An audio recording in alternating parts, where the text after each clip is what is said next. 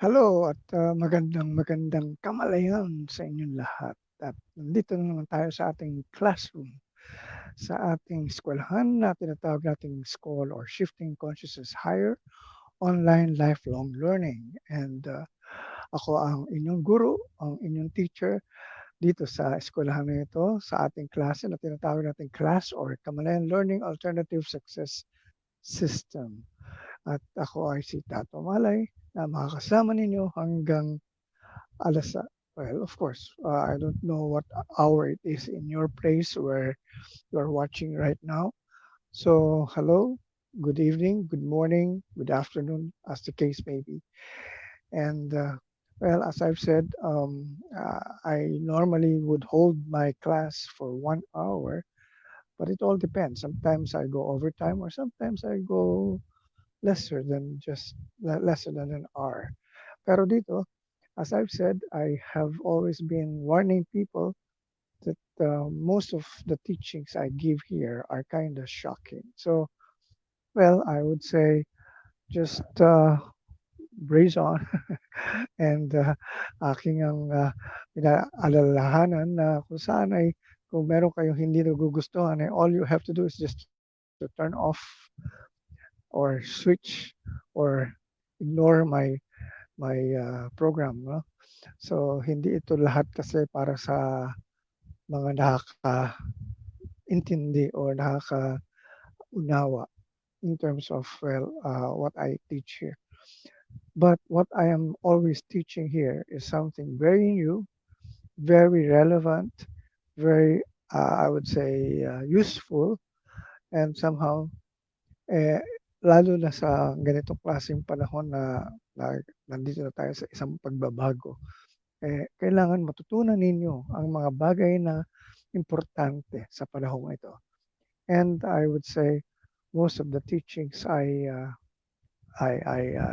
do here or I share here are things that might really change your life. So ito ay isang I would say pagkakataon ninyo na maranasan ang mga pagbabago na pwede nyong ma-experience. No? So with that, I would now start my class. And I don't know kung meron mga manunood dito na ano, nakakapanood sa atin na pwede mag-comment. I actually would want sana to make people be, what do you call this? Wait, let's just make it very, let's just check first if I am really being watched by my students already ng Kamalayan. Alam niyo dito sa Kamalayan, mga estudyante ko rito ay they come and go. Sometimes they feel that they don't need my lessons. Okay lang yun. As a matter of fact, I don't actually intend to make people stay forever with me because I always make it intentional that yun na nga, kayo ay pwedeng uh, magkaroon na ng I would say uh, magamit niyo yung mga natututunan niyo and try it out first kung nagiging kuan ba eksakto sa gusto niyo mangyari sa buhay niyo, no? So, yan.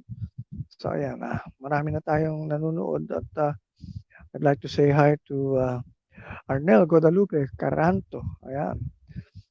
And 3 more others. Video has no sound. Why is my video? Wala raw sound ako, sabi ni Louie Gorin. Alright, so ito na naman tayo dito sa ating bad signal. Video has no sound. What about Arnel? Wala ba akong sound? Because I don't know kung ano na naman ang problema. Bakit ganito na naman ang aking mga feedback dito? Do I get to hear myself here? Let's see. Meron naman daw sound, sabi ni Kevin J. Villarreal Intong. Okay. Malakas ba ang sound ko or mahina? Kasi I suppose this is something that is not uh, ano ha, sandali Okay, I'm able to watch myself but I'm not able to hear myself. So, ang gusto ko malaman is kung may sound nga talaga or wala. Tingnan natin. Sandali lang. Alright, so dapat may sound ito eh. From my, so, okay. Meron naman sa akin, sabi ni Oka Robes. Okay, so, I will not anymore doubt it na kung may sound ako o wala. Meron naman daw, sabi ni Oka, ni Oscar Robes. Kaklase ko dati sa FEU. Alright, so, Ro Guzman is watching also. Alright, so marami na nanonood sa atin at ang topic natin dito is about excitement. So I'm really excited in explaining this lesson, kasi alam niyo, itong importanteng matutunan nyo na bagay na ito ay kailangan natin na malaman, bakit sa nangyayari sa buhay natin, ang daming nade-depress, ang daming unhappy, hindi masaya. Well, first of all, they don't know that there is something that they have to do. Marami sa atin never really found out exactly what should be done because we were never taught these things in school. And so, ito ang kailangan natin na malaman ngayon, At aking pinost ito earlier sa Facebook wall ko and I gave a formula. I got this lesson from an extraterrestrial being, and his name is Bashar. But matagal ko na alam ito, itong formula na ito. It's just that mas nabigyan niya ng explanation na maayos. Kasi, alright, I used to say, be enthusiastic with whatever you're doing. You have to know what makes you enthusiastic. Yun ang unang-unang kailangan nyo malaman. Ano yung mga bagay na enthusiastic kayo? Why? Kasi pag enthusiastic ka sa isang bagay, that means ito ay natural sa pagkatao mo. You are not going to be enthusiastic about so many things except those that would be relevant to you, especially to who you are in terms of what you are like. Ang tanong dyan is, kilala ba ninyo sarili nyo? Kasi kung kilala niyo sarili nyo, dapat alam niyo kung ano yung magpapasaya sa inyo. Okay, you have to know exactly everything about yourself. I cannot discuss that today. I will discuss that maybe in another video. But I used to talk about that in my past videos. So yung iba dyan, alam na nila kung paano nila makilala sarili nila. But anyway, for today, I would just focus on the formula. And the formula starts with this one. Talagang, pag ikaw ay nagkaroon ng ganitong klaseng kaalaman, ay eksakto, I can guarantee you, your life will be very exciting. Yan. Ano ba ibig sabihin ng exciting life? Ano yung sinasabi nga natin na gusto natin mangyari sa buhay natin? Kasi yung iba sabi nila, boring daw yung buhay nila. Yung iba naman nasabi, they're so unhappy. Yung iba naman frustrated. So now, as I've said, if you know who you are, you know what makes you enthusiastic because that enthusiasm actually comes from your higher mind or the higher source. It is already something being told you. O yan na, papasaya sa iyo yan. Ayan, pwede yan sa iyo. And somehow, you could feel it. Ito yung importante. If you are able now to realize what would make you enthusiastic, among the many things that would make you enthusiastic, eto na yun. This is where the formula starts. Pick out. Among all those things that will make you enthusiastic, kasi marami yan. Marami kang hilig, marami kang gusto, marami kang nais mangyari na maganda, na alam mo, enjoy ka. But among all those things at this point in time, the question is, what will make you excited? Ano yung pinaka-highest excitement mo among all those things that make you enthusiastic? Alright? Ano ang bagay na masasabi mo, ito ako, I am so excited about this.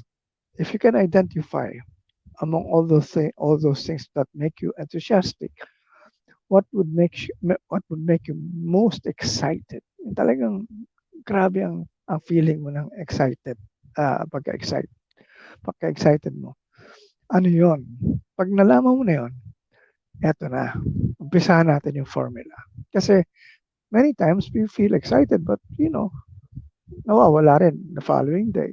And so ang tanong dyan is, what should you do when you are exactly now feeling that kind of excitement? Ano ang kailangan mong isipin o nais gawin muna? And so this is the formula exactly. All right? You have to act on your highest excitement. Kung ano yung among all those things that make you enthusiastic, pinili mo na ang pinaka-excited ka among the many. Mamili ka lang na isa, huwag mo na nang sabay-sabay. Pwede naman sabay-sabay, kaya lang medyo ano ka dyan macha-chapsuy. Yung chapsuy halo-halo. Yung para walang dating. Alright, anyway, so ang importante dito is ano ang pinili mo na. And so kung napili mo na yon, ito na ang tanong dyan. Act on your highest excitement. Ano ang ibig sabihin pag sinasabi act on your highest excitement? Kasi it doesn't have to be a big project. It doesn't have to be a career. Kasi akala natin yung gusto natin yung big time kagad. Wag muna. Among all those things that would make us excited, ano yung mga bagay na at this point in time would make you would give you that feeling. So doon ka muna mag-umpisa. Wag niyo muna isipin yung career or a big business or project or whatever. Well, eto nga ngayon, madami sa atin nawalan ng trabaho, and somehow they have been trying to look for a new way of making money. At yung iba nag-start na ng online business. Ang tanong dyan, dun sa mga iniisip natin mga business online, ano ang saan ka excited? Kasi hindi pwede sabihin mo na, uy, malakas daw ang benta ng mga kakanin o malakas daw ang benta ng mga cakes or mga ulam. So definitely, ano yung excited ka na ibenta or i-produce? Kasi kailangan meron kang ginagawa para gawin mo yung produkto o ano yung produkto na gusto mong ibenta. Kasi if you are actually selling something na hindi ka naman sold, para bang walang mangyayari dyan. Kasi hindi ka hindi ka masasabing excited about it. No? So mawawala yung gana mo to continue. Pag konting dating ng problema, para bang ayaw mo na. Kasi para sasabihin mo, wala na akong gana dyan. Iba na yung gusto kong gawin. So, among all those things, ano yung napili mo? Na excited ka. Isa-isahin mo yan. So, yun, ang importante natin isipin muna. And then, remember, what makes it, kung ano man yung sasabi natin enthusiastic in terms of yung unang ginagawa mo, that means there is something that the universe is telling you, diyan ka pwede. Yan, pwede sa yan. Yan, pwede sa yan. But until you're able to identify them, gagawin mo na naman yung ginagawa natin dati na kung saan ang uso, sasabay ka na lang. Kung saan ang malaking kikitain, doon ka na lang. Kahit na hindi mo kursunadang gawin. Hindi na tayo ganun ngayon sa panahon nito. Wala na yung sinasabi nating kailangan kung ano yung nangyayaring maganda o kung ano yung trend, yan ang dapat sundan natin. Baligtad na ngayon ang panahon.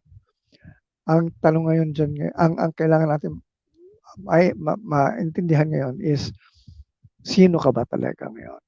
Kasi dati, walang pakialam kung sino ka eh. Basta gawin mo yung trabaho. Ngayon, hindi. Ito ako. Ito ang gusto kong gawin. Ito lang ang gusto kong gawin. Ganun ngayon ang panahon. Ano yung, ikaw ang magsasabi yan, ito ang gagawin mo, itong excited akong gusto kong mangyari.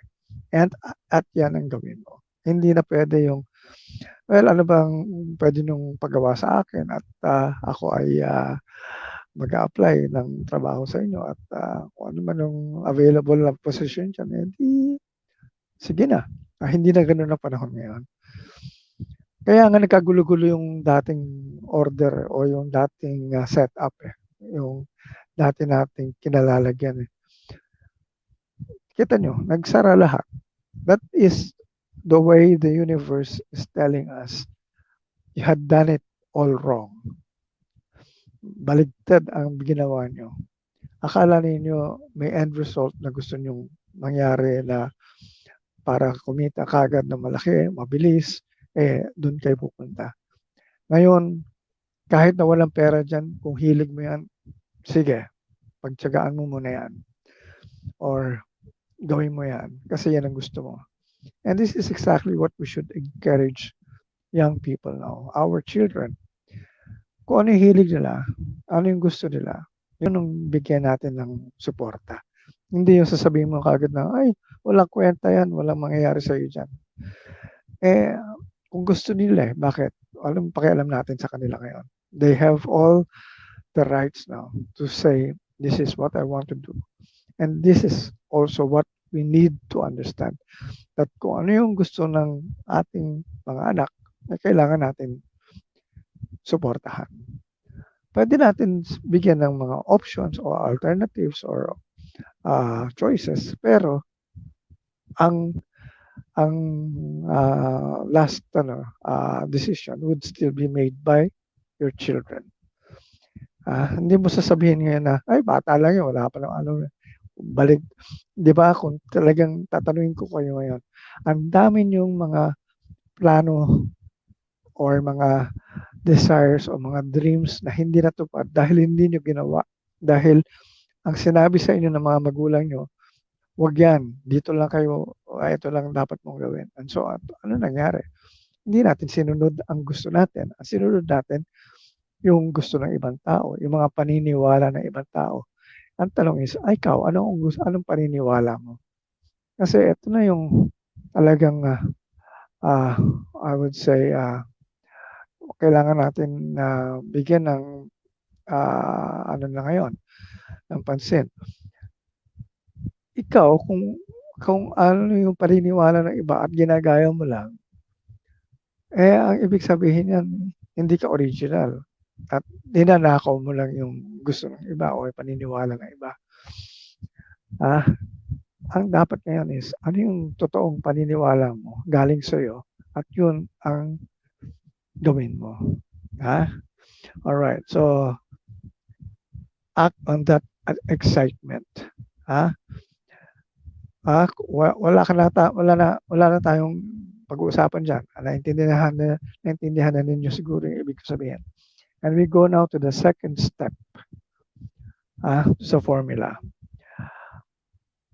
To the best of your ability, act on your excitement to the best of your ability. Ibig sabihin yan, ano yung pwede kong gawin para ma-improve ko yung itong ginagawa ko na excited ako? Anong kailangan kong skills na kailangan ko i-develop or pag-aralan para magawa ko maayos ito? That is the next step. Do it, your excitement to the best of your ability. Bigyan mo ng panahon yan para mag-practice ka. Kung ikaw ay isang musikero or ikaw ay isang singer, Pero kung ikaw nga ay isang anong tawag dito, um, walang gana, hindi ka interesado, wala kang bibigay na panahon diyan. Hindi mo bibigyan ng wala kang disiplina to really impose on yourself certain hours for practice. And so walang mangyayari. So eto ngayon, act to the best of your ability. Ano pa? So ikaw ngayon ay isang gumagawa na ng bagay na nakikita mong excited ka and you're doing something to the best of your ability, to the best of your ability. And then, eto ngayon, the third one. Di ba, anong sabi doon sa formula? Ah, with zero insistence on the outcome. With zero insistence on the outcome. Ano ibig sabihin nun? Kung hindi mo nakikita kaagad ang resulta, huwag kang madismaya. Kung nakikita mo para bang walang nangyayari, walang problema. Wala kang judgment, wala kang zero insistence na kailangan may ganitong lumabas dyan or kailangan may ganitong mangyari. Zero. Wala. So, importante is just let it be. Continue with what you're doing. Ako nga, ganyan ang ginawa ko eh. Dami kong mga projects noon na para bang, ano ba ito, parang wala yatang kahihitatnan. Until mamaya, since gusto ko talaga, hindi ko binitawan.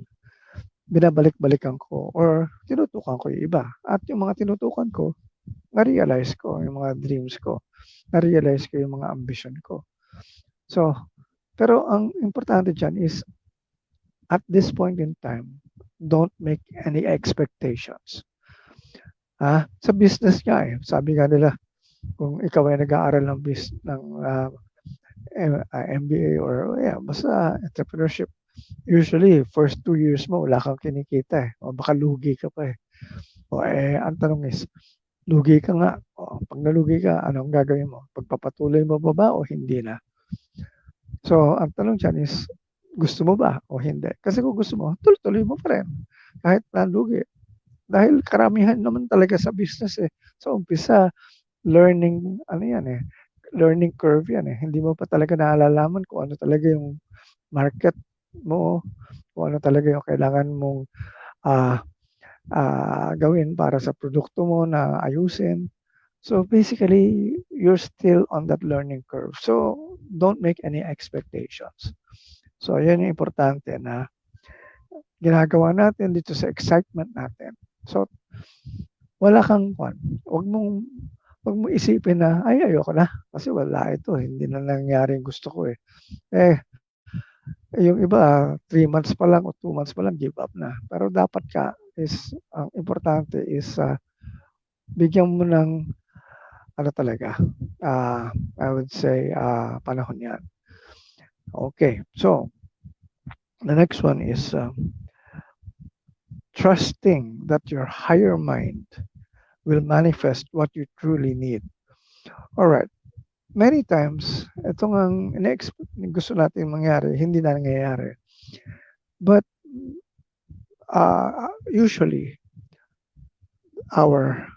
the universe or our higher mind gives us something else, something better. O kaya, kuminsan, nag-iiba yung direksyon, pero nandun ka pa rin. Nagbabago lang yung konting mga bagay na hindi mo iniisip na yun pala ang kailangan mangyari. So, tanggapin mo muna yan. Kung ano yung man yan pinapakita sa iyo ng universe, accept it, no? Because it's the higher mind now showing you exactly what's going on with what you're doing. So, just let it be.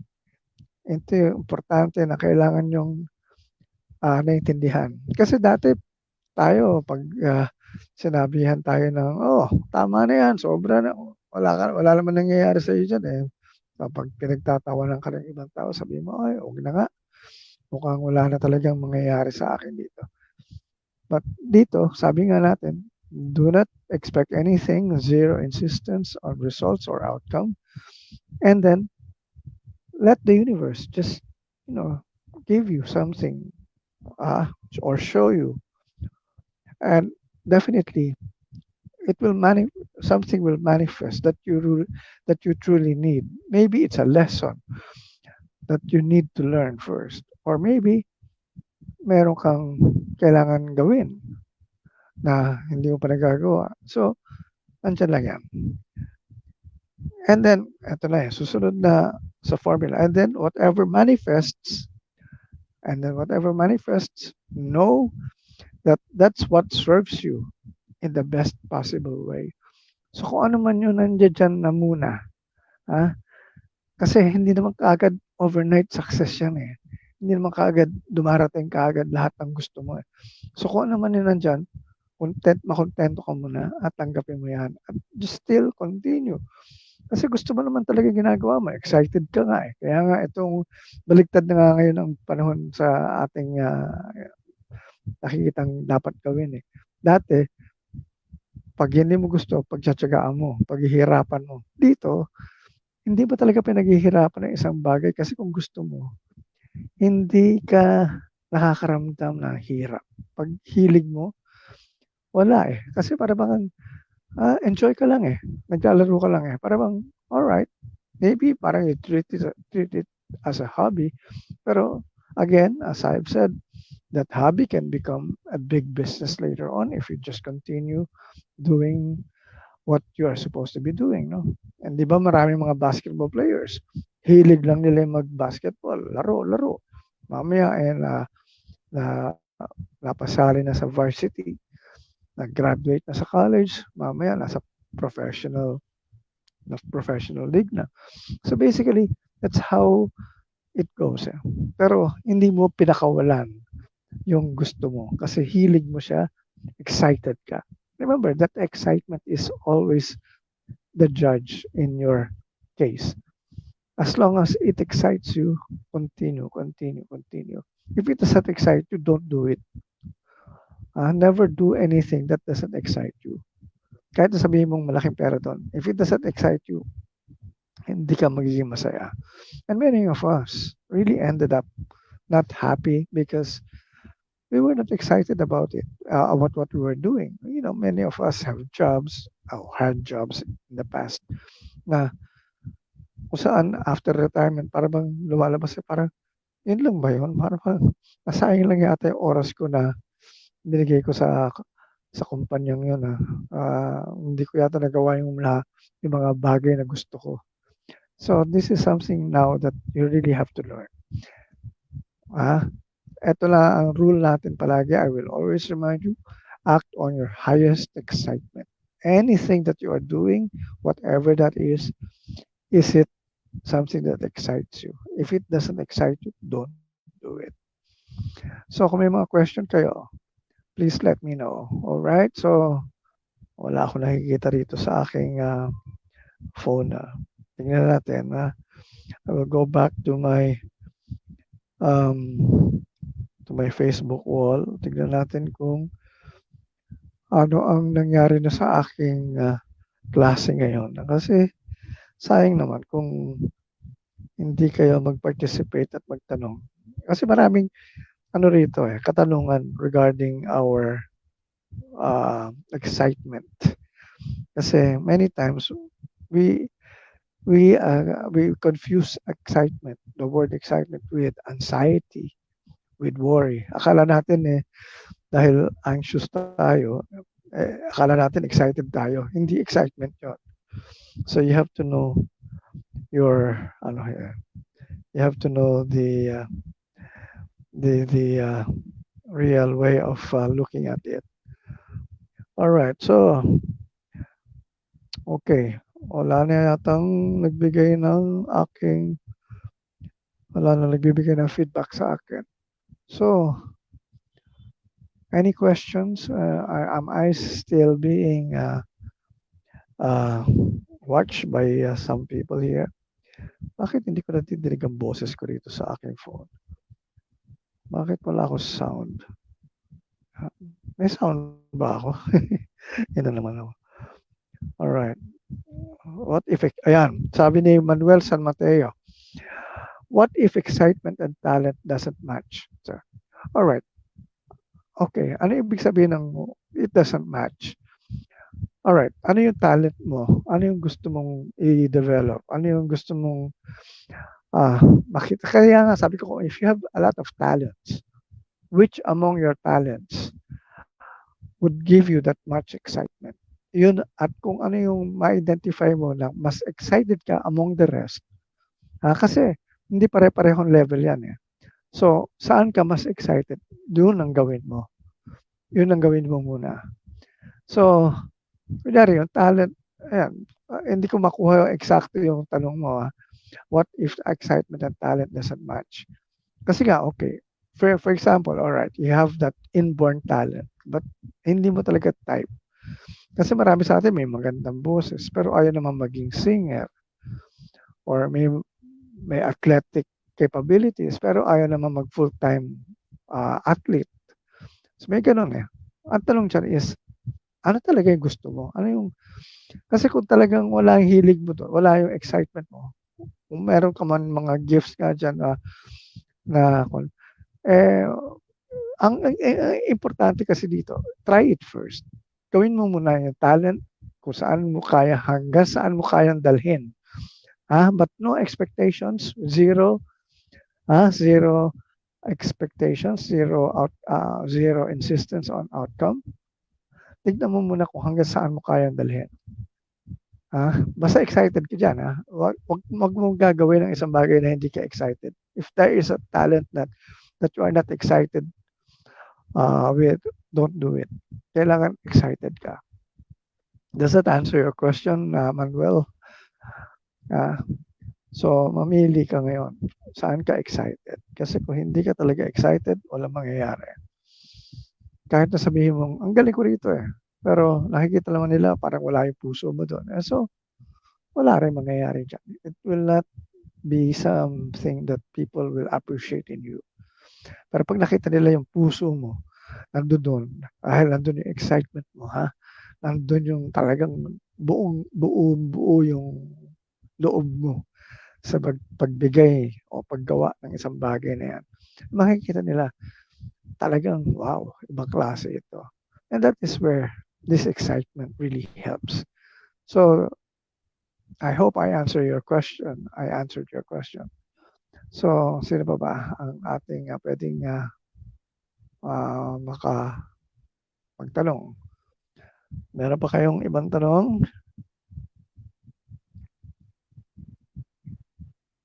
Bakit nga wala akong sound dito? Wala akong nagtitinig sa aking phone. Okay. No question? At ayun, meron pa. Ayun, ang doble yung aking boses. Alright. Ano pa ang kailangan nating explain dito?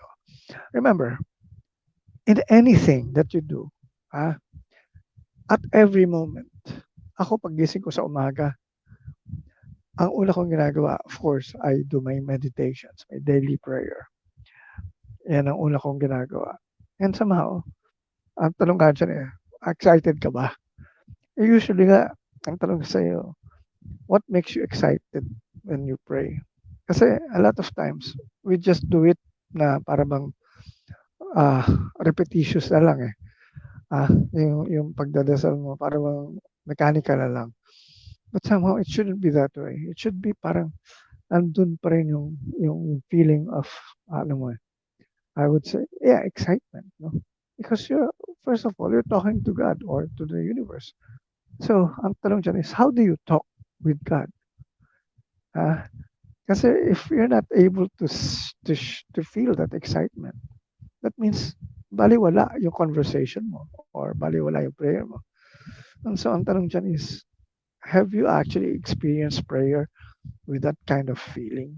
Kasi kailangan ganun eh. Hindi yung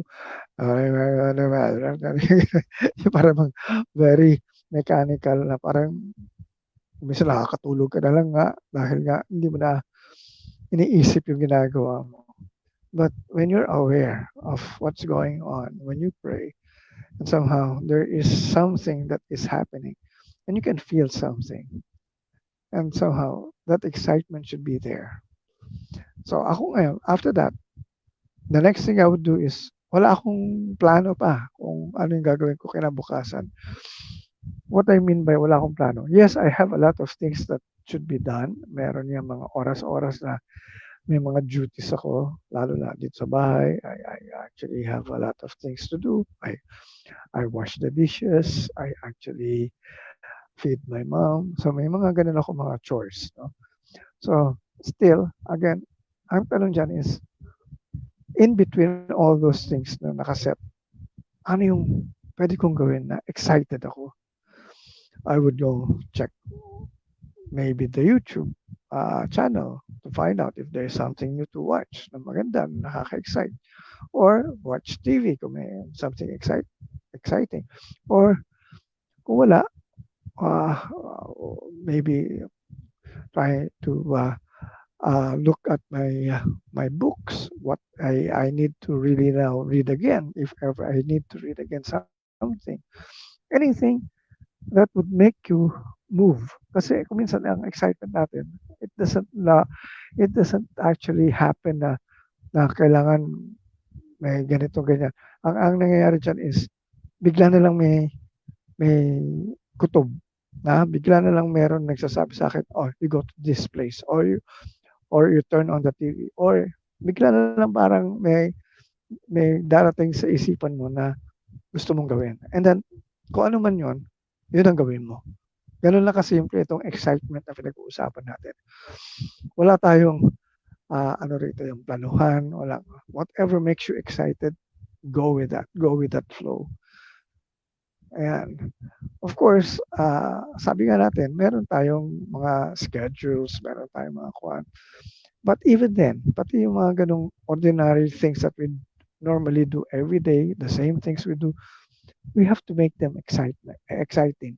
You have to make those things sa kahit paano na hindi ka bored, hindi ka nagkakaroon ng parang sawa.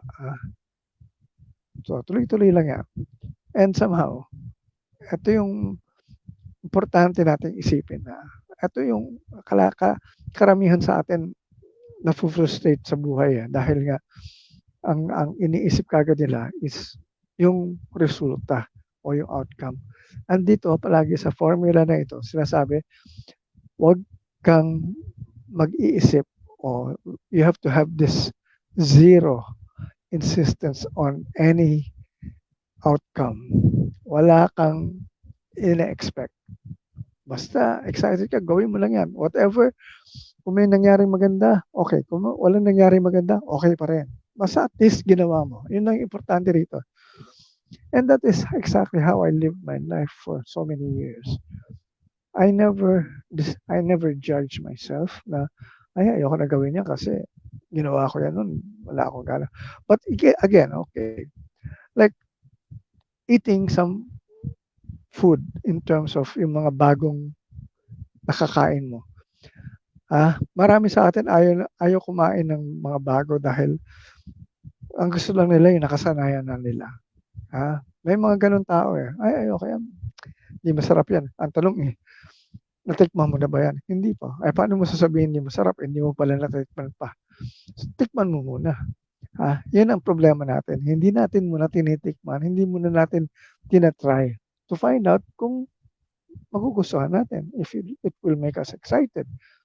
Marami sa atin ayaw agad kasi wala, hindi ko type yan.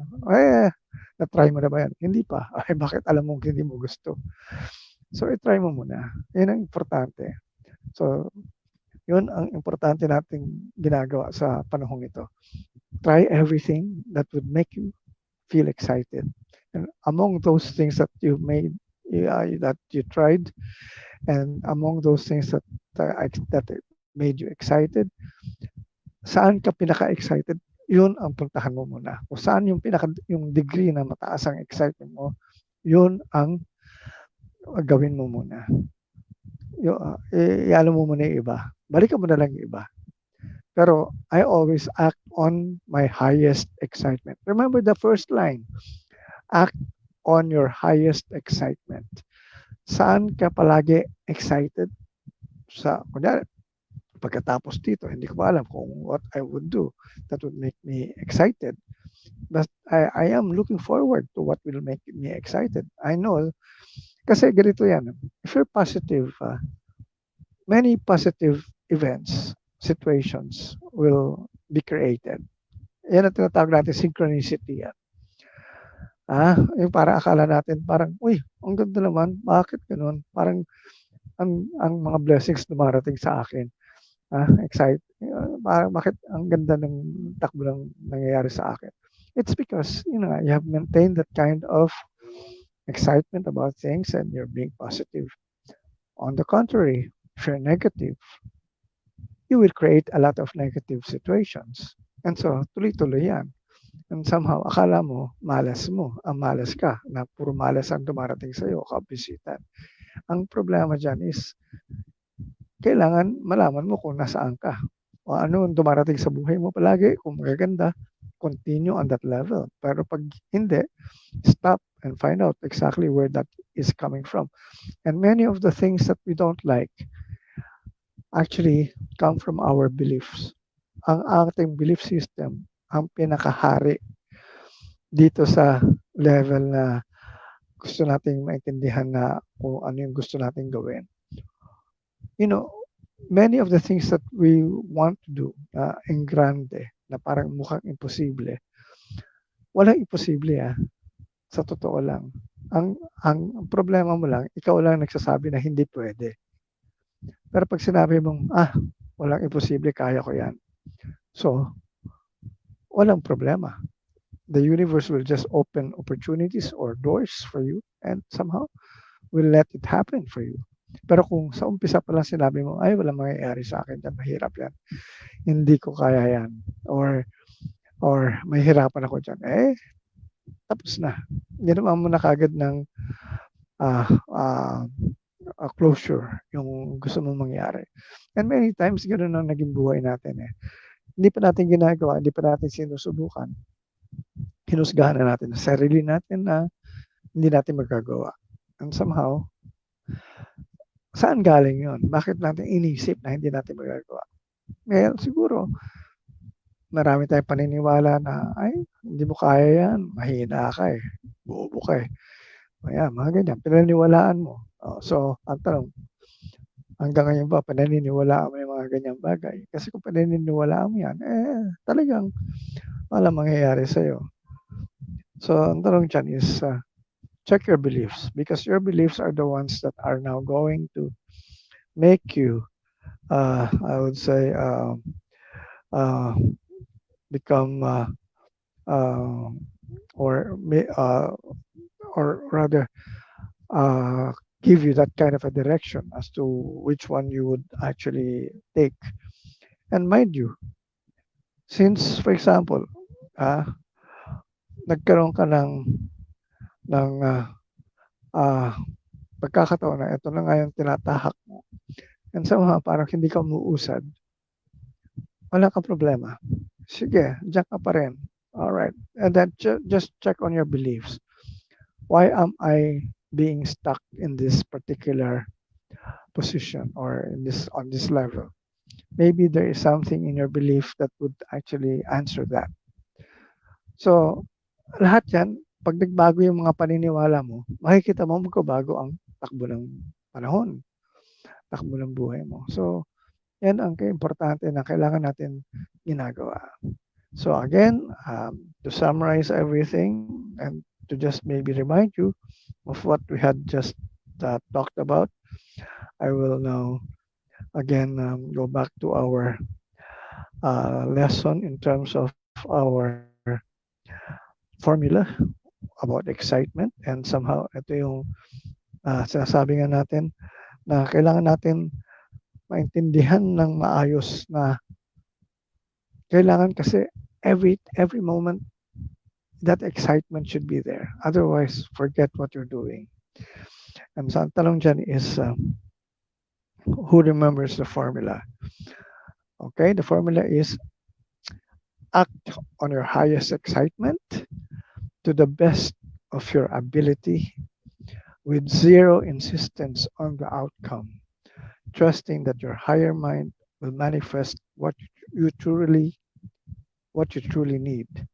And then whatever manifests, know that that's what serves you in the best possible way.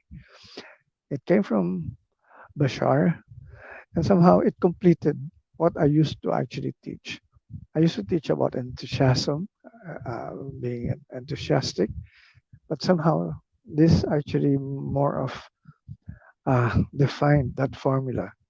So with that, sana ay nakuha ninyo ang aking magandang, I would say, shinare ngayon na makatulong sa inyong buhay because, this world that we are now creating is already being created by us at this point in time. Right now, you are creating now this new world. Ang tanong is, ano nakikita mo sa mundo mo ngayon? Kasi the world that we are creating is not out there. It's actually inside us. And what we see in our life is basically a reflection of who we are. So ang tanong dyan is, are you happy with what you see in your world? Kung hindi, check out your beliefs. At ito na naman tayo. Marami tayong pag-uusapan na naman dyan. But today, dito tayo muna sa excitement. Find out what would make you exciting, what would make you excited about something, rather. So with that, I'd like to say thank you. Thank you for keeping me company in this class for today. And somehow, I wish that I would now see all of you being excited about what you're doing. So with that, maraming salamat. Magandang kamalayan sa inyong lahat.